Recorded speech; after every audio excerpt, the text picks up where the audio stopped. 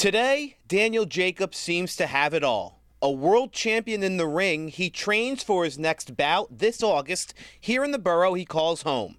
Outside of the ring, he works just as hard to make sure everyone he meets has a smile on their face almost as big as the one Jacobs always seems to have on his. This is something that I dreamed of. This is something that I've always wanted, not just to be a champion, a boxing world champion, but to be a people's champion. To feel how each day is a victory for Jacobs now, you need to know just how close to defeat he was a little more than 4 years ago. He came to the hospital. He was partially paralyzed. He had a tumor essentially arising from the bone that was severely compressing the spinal cord. Jacobs' passion for boxing started here at the Howard Houses in Brownsville. A chance to get back at the neighborhood bully. Jacobs, then 14 years old, decided to be a better idea to stand up to him inside a boxing ring than in the school cafeteria. The rest is history. Beat up the kid.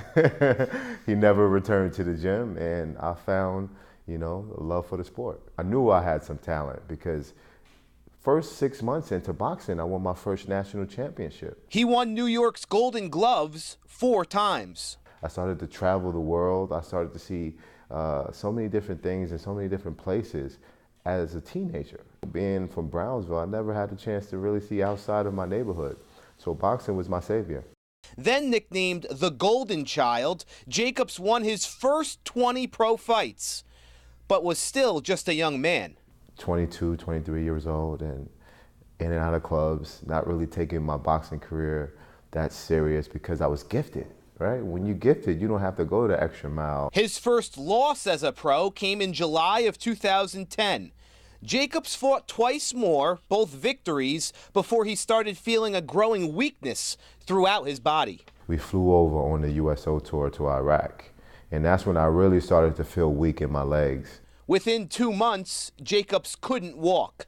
Doctors at New York Presbyterian had to work quickly.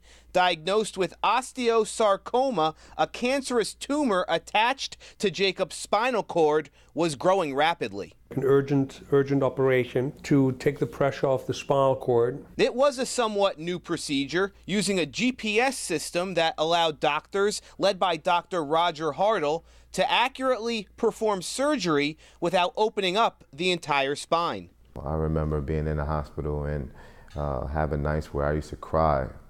I didn't think it would be possible for me to be able to perform again because at the point where I was paralyzed was probably my worst state ever. I couldn't see it because physically I couldn't even move my legs. I watched a lot of movies and I always see these cases where the doctors always say, you can't do this and you can't do that, and they always prove the doctor wrong. So I started to look at it in that way, in that manner. Days after the surgery, Jacobs was walking. Physical therapy started 6 weeks later.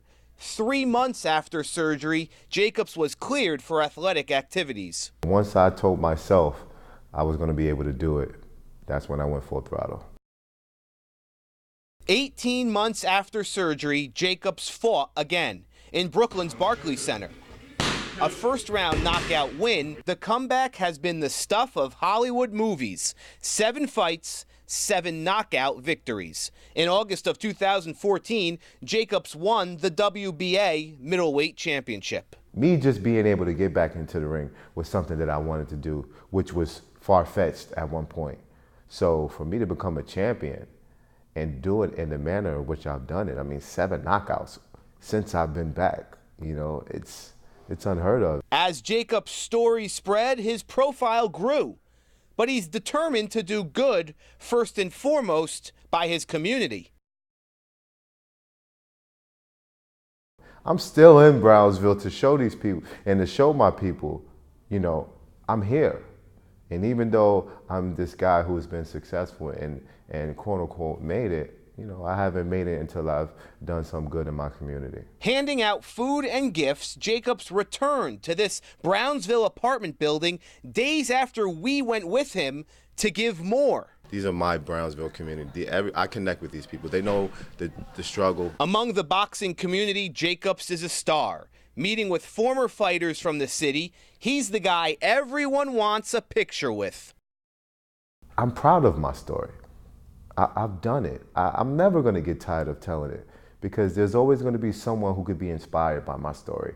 For News 12 Overtime, I'm Dan Serafin.